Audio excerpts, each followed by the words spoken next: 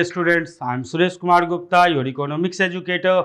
Students, I am here to make learning easy with Easy How Online. So students, today's topic is sustainable economic development. So students, whenever we shall discuss about economic growth means to say growth in the volume of production of goods and services through primary, secondary and tertiary sector.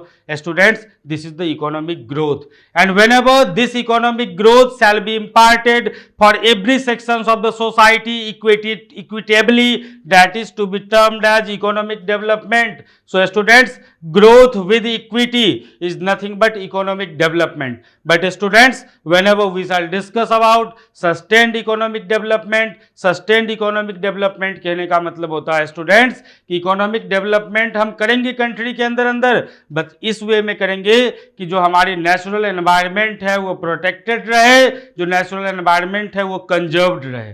So students, economic development को ensure करना without harming the environment is nothing but sustainable economic development. Students, इस lesson के अंदर हम लोग पढ़ने वाले हैं कि किस तरह से जो गुड्स एंड सर्विसेज का प्रोडक्शन हो रहा है हमारी कंट्री के अंदर और तेजी से प्रोडक्शन हो रहा है, रैपिडली प्रोडक्शन हो रहा है, और इसकी वजह से एनवायरनमेंट के ऊपर एडवर्स इंपैक्ट्स आ रहे हैं.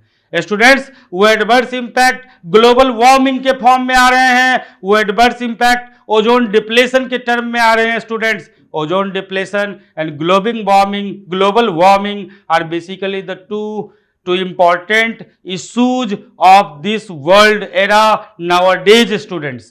So students, under sustainable economic development, how we shall eradicate the ozone depletion, how we shall lower down the ozone depletion. इस तरह से स्टूडेंट्स ग्लोबल वार्मिंग को कंट्रोल करने के लिए कंट्रीज या जितने भी नेशंस हैं वो क्या कर सकते हैं, all those things shall be sustainable economic development.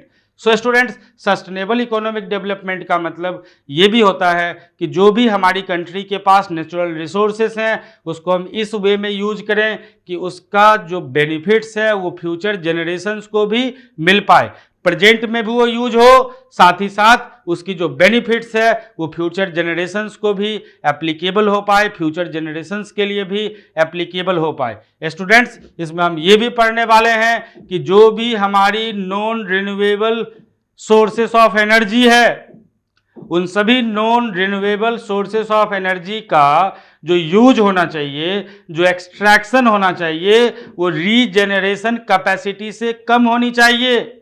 So students, इस लेसन के अंदर हम लोग बात करेंगे एनवायरमेंटल इश्यूज की, एनवायरमेंटल की कैरिंग कैपेसिटी की भी बात करने वाले हैं. स्टूडेंट्स, एनवायरमेंट की कैरिंग कैपेसिटी को दो कॉन्टेक्स्ट्स में या टू कॉन्टेक्स्ट्स में स्टूडेंट्स हम स्टडी कर सकते हैं. वो दो कॉन्टेक्स्ट्स हैं कि extraction of resources should be less than that of regeneration of those resources, और दूसरा पढ़ने वाले हैं स्टूडेंट्स कि प्रोडक्शन सस्टेन्ड हो, प्रोडक्शन इस कंट्रोल्ड मैनर में हो कि एनवायरनमेंट को कोई भी डैमेज ना हो पाए.